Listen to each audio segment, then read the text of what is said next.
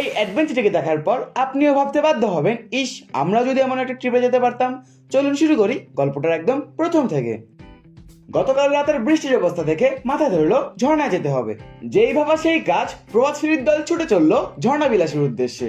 আজকের গন্তব্য সীতাকুণ্ড ইকো পার্কে অবস্থানরত সূত্রধারা ঝর্ণা, তাও আবার মাত্র 150 টাকার বাজেটে। কিভাবে যাবেন, কত খরচ পড়বে, কি কি দেখবেন এবং কি কি ব্যাপারে সতর্ক থাকবেন, তার সবকিছু থাকবে এই ব্লগটির মধ্যে।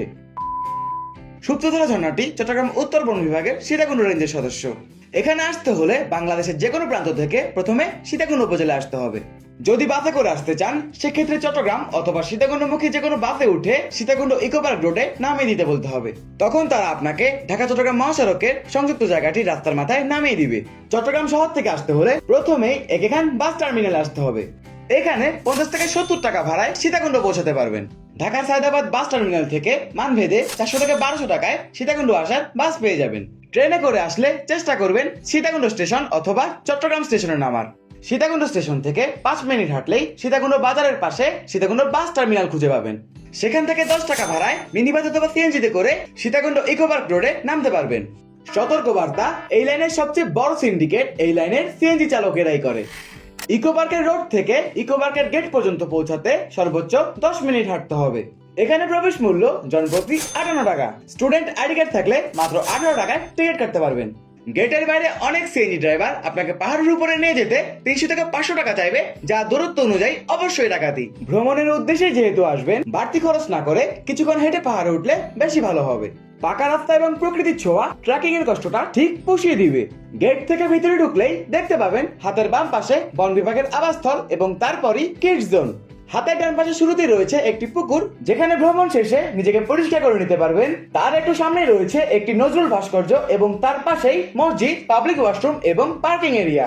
এদিকের মানচিত্রটা আশা করি বুঝতে পেরেছেন। চলুন এবার ঝর্ণার পথে রওনা দেওয়া যাক। প্রায় 15 থেকে 20 মিনিট হাঁটলে একটা সময় সূত্রধারা ট্র্যাকের স্টার্টিং পয়েন্টে পৌঁছে যাবেন। এর কিছু দূর সামনেই রয়েছে সহস্রধারা ঝর্ণার স্টার্টিং পয়েন্ট।